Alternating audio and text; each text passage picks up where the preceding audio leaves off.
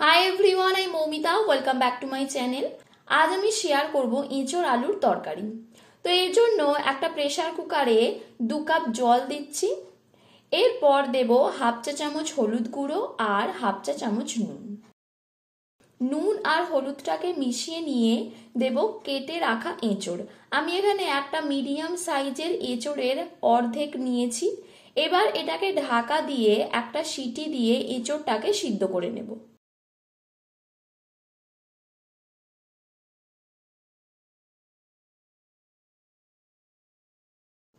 একটা সিটি দেওয়ার পর এঁচোড়টা এখানে 50% সিদ্ধ হয়ে গেছে।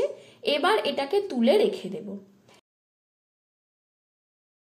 এরপর একটা কড়াই দিয়ে দেব 3 চামচ সর্ষের তেল।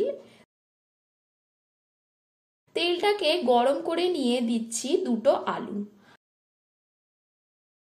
আলুগুলোকে একটু লাল করে ভেজে নিতে হবে।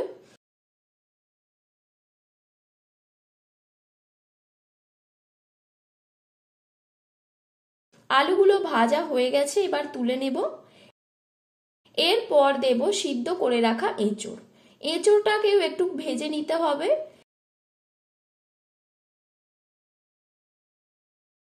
4 থেকে 5 মিনিট মিডিয়াম হিটে এঁচোড়টাকে ভালো করে ভেজে তুলে নেব।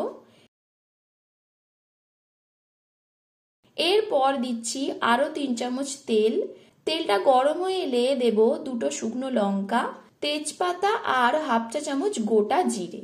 এগুলোকে কয়েক সেকেন্ড ভেজে নিয়ে দিচ্ছি দুটো কুচানো পেঁয়াজ।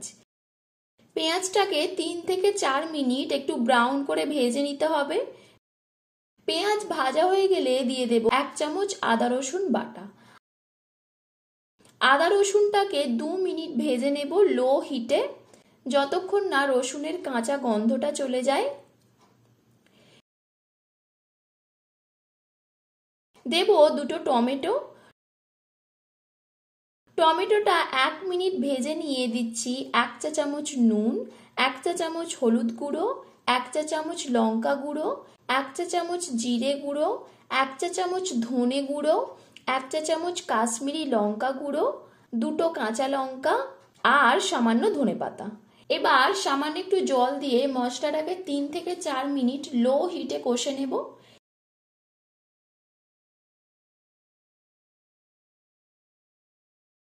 এরপর দেব ভেজে রাখা আলু। আলুটাকেও 2 মিনিট মশলার সাথে কষে নেব।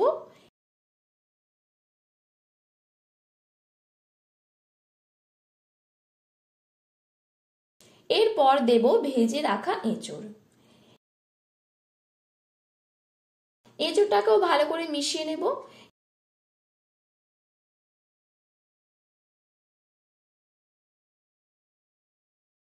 এঁচোড়টা মেশানো হয়ে গেলে দিয়ে দেব পরিমাণ মতো জল। আমি এখানে 3 কাপ জল দিচ্ছি।